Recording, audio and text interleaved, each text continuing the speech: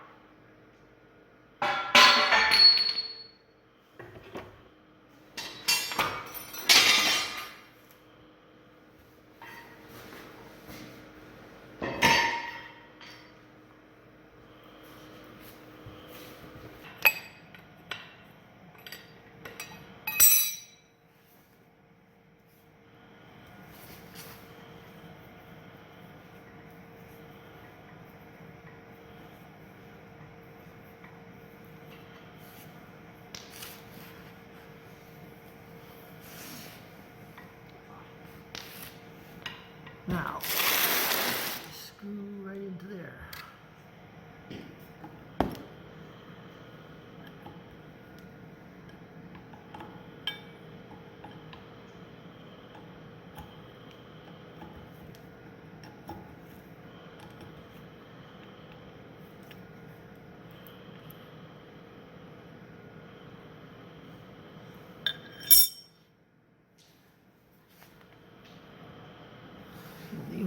Still looks pretty good.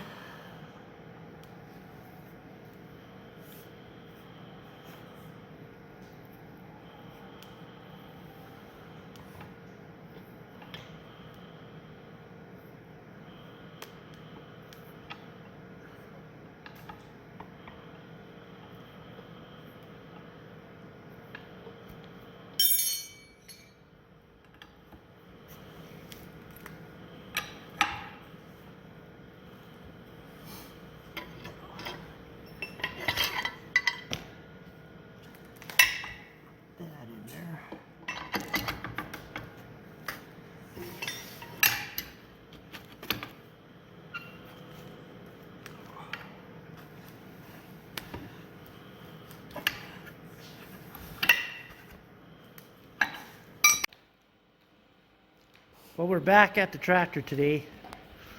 Sean's here and he remembers which hoses go where, because I didn't. So he's starting to put those together.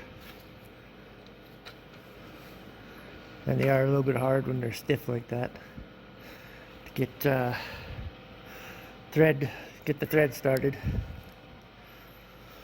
But all we gotta do is put those hoses on, get this pin in there, and it's ready to go.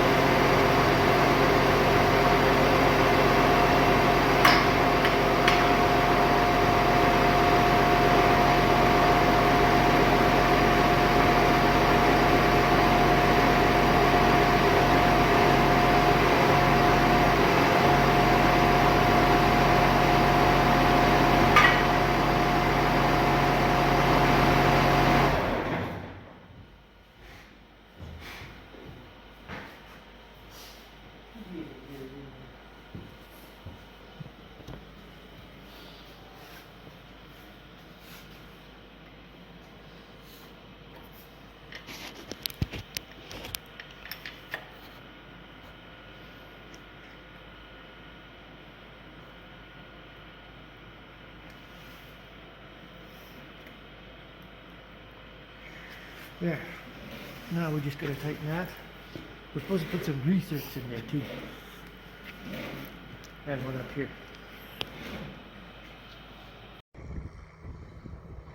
So, there it is. It's working pretty good. We fed the cows.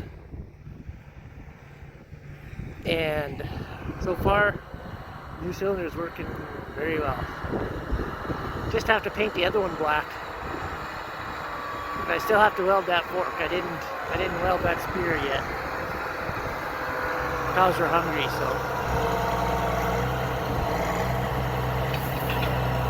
There.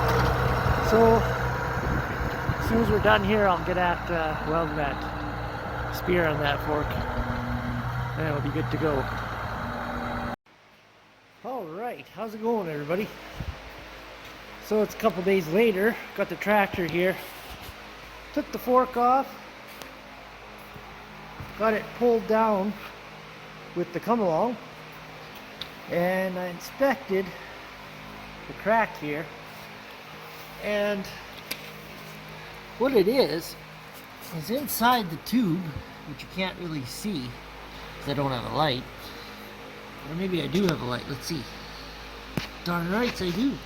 Anyway, this whatever you would call it, collar or whatever, it goes into the spear and it's welded into the tube. It should have went right through this square tubing here, and it didn't.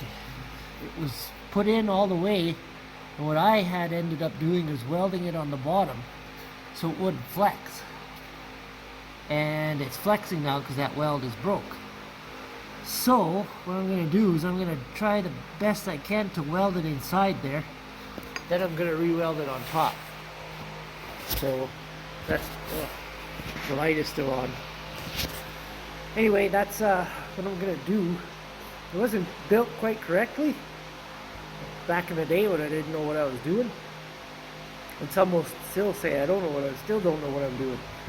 But that should have went right through and welded on the back side, because that was a stupid mistake back in the day. Anyway, this one has really never given me any problems. This one's never really broke. That one's always broke. But and it's welded in there too, so. And that middle guy there, that pretty much needs to be cut right out and redone. It's just globbed on there. By me and Dad. Dad did some more welding on there one time too, so that one, middle one, should be taken right out. But anyway, we're gonna fix this one here. So I gotta do some grinding.